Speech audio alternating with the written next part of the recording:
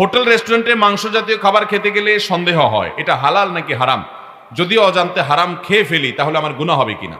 হোটেলে যে গোশত রান্না হয় এই গোশতগুলো হালাল নাকি হারাম। যদি মুসলমান হোটেল হয়, মুসলমান সমাজ হয় আমাদের দেশে যেরকম, তাহলে সেটা হালাল হওয়াটাই স্বাভাবিক।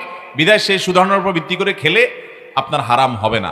যদি হোটেলওয়ালা আপনাকে হারাম খাওয়া ইচ্ছাকৃতভাবে, সে আল্লাহর কাছে গুনাহগার হবে। আপনি সুধারণাবশত খেয়েছেন, হারাম হবে না।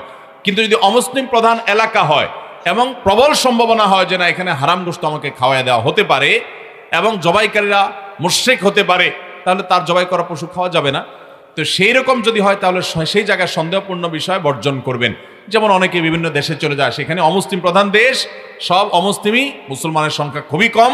তো সেখানে অমুসলিমদের মালিকানাধীন হোটেলে খেলে তারা হালাল হারাম মেনটেন করে কি করে না এই ভয়ে আপনি খেলেন না, তাহলে সেটা অবশ্যই আপনার অ্যাভয়েড করাটাই উচিত এবং ওই সন্দেহপূর্ণ জিনিসটা আপনি খাবেন না। কিন্তু অনেক দেশে হালাল সার্টিফাই করার মতো অনেকগুলো কোম্পানি, অনেকগুলো প্রতিষ্ঠান আছে আলেমদের তত্ত্বাবধানে, তারা সার্টিফিকেট দেন এবং সে সমস্ত পণ্যের গায়ে লেখা থাকে। সেটা যদি বিশ্বাসযোগ্য হয়, নির্ভরযোগ্য হয়, তার উপর নির্ভর করে আপনি খেতে পারেন।